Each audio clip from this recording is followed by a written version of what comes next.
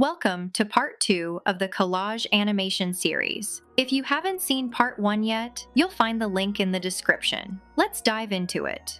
We'll continue from where we left off in Part 1. Duplicate the page and set the page duration to 0.1 seconds. Make sure the background color is black. Now add a new page and search for a thread in the graphics section. Duplicate the thread element, rotate it, and position it so it connects seamlessly into a continuous thread. Repeat the same step one more time. Now hold Shift, select all three elements, and group them together. Next, add a glossy balloon with a US flag design. I'm also showing the element details in case you want to use the exact same one. Place it on the page and fine-tune the position of the thread. Once it looks right, group the elements and copy them onto the previous page. The idea here is to place the balloon behind this scene, so as we move the scene downward, the balloon gradually gets revealed. Group the eye cutout with the background and move the group slightly downward. Now duplicate the page and continue bringing the group down while adjusting the size and position of the balloon. Repeat this process until the balloon is fully revealed.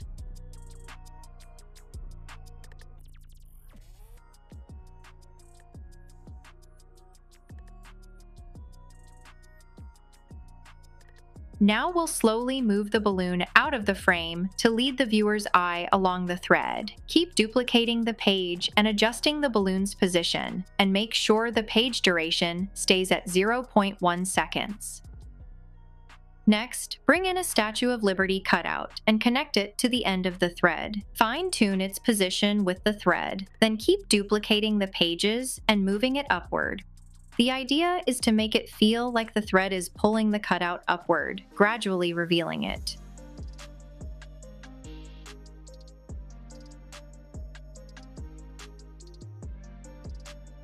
Once the statue is fully revealed, add a few more important landmark cutouts. Next, increase the page duration, then apply the ink animation on Enter and choose the seep style.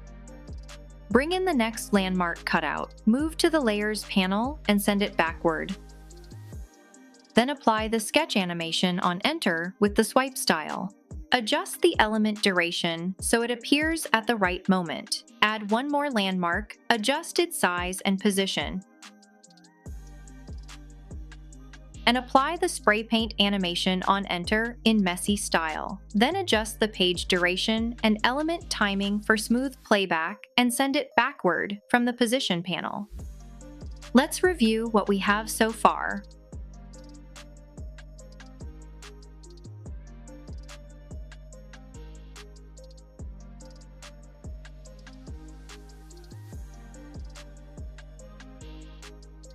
Perfect! Duplicate the page, press S to split it, and delete the unwanted portion. Then remove all applied animations from the page.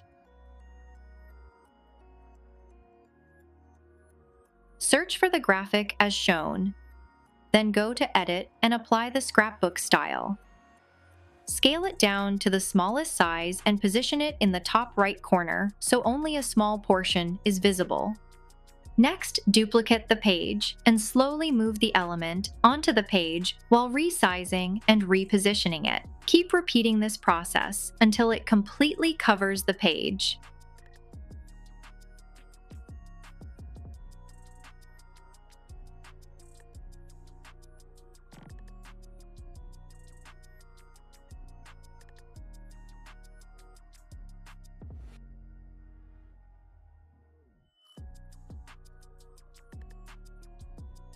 Go to Photos and search for an invisible man in a suit under Elements. Select the one you like and remove its background. Then search for glasses in the Graphics section, resize them, and align them with the man's face. Trim any unwanted space from the elements to make resizing easier later. Finally, group the man and glasses together and place them at the bottom center of the page, leaving only a small portion visible. Keep duplicating the page and gradually move the man upward while adjusting the size.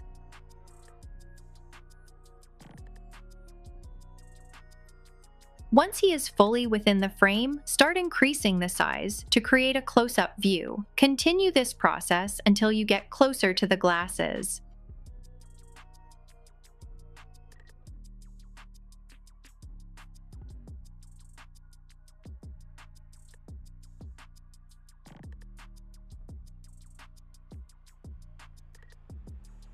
Keep scaling up the glasses to create a smooth zoom-in effect, so the upcoming scene feels like it's being seen through the glasses.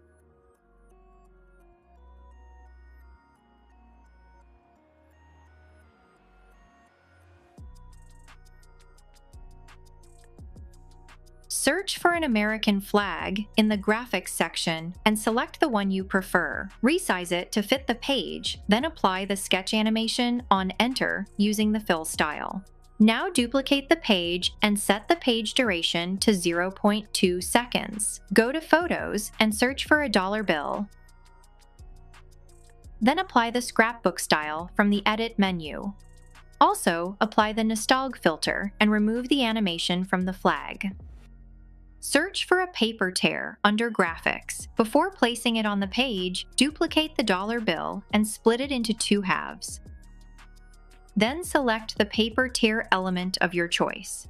Align the paper tear with the first half of the bill. Duplicate the element and position it over the second half to create a realistic tearing effect. Group each tear element with its corresponding half, so it's easier to reposition them together. Reduce the transparency of both halves to 80%. For this scene, I've also prepared a newspaper article. I'll cover how to create it in the third part of the series. Now scale it up and remove any extra unwanted space from the element. Go to Edit and apply a drop shadow.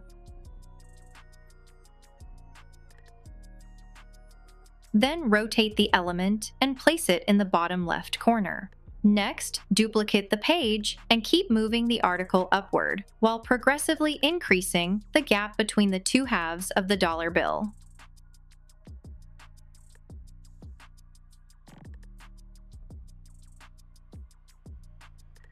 Adjust the position and size of the article so it settles at the center in the final step.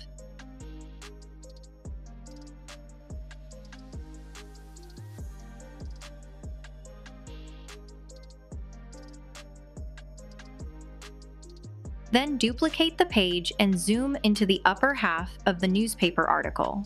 Duplicate the page again, increase the page duration, and continue zooming in further.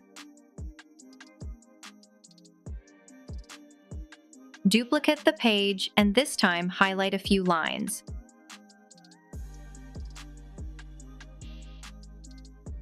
Press R to add a rectangle, change its color to yellow. Reduce its transparency and place it over the lines.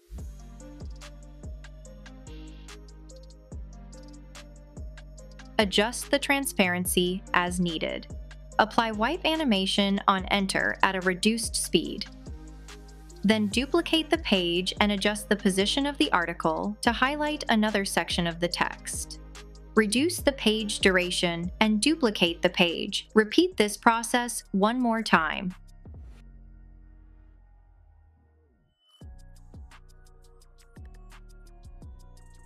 Then apply the match and move transition between the pages containing the newspaper article.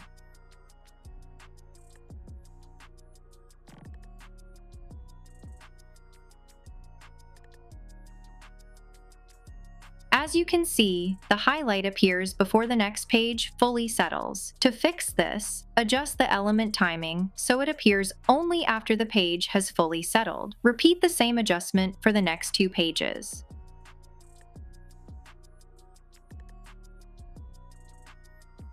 Let's take a look now.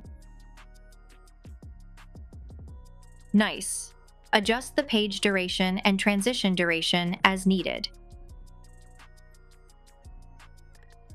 And that wraps up today's tutorial. Part 3 is on the way.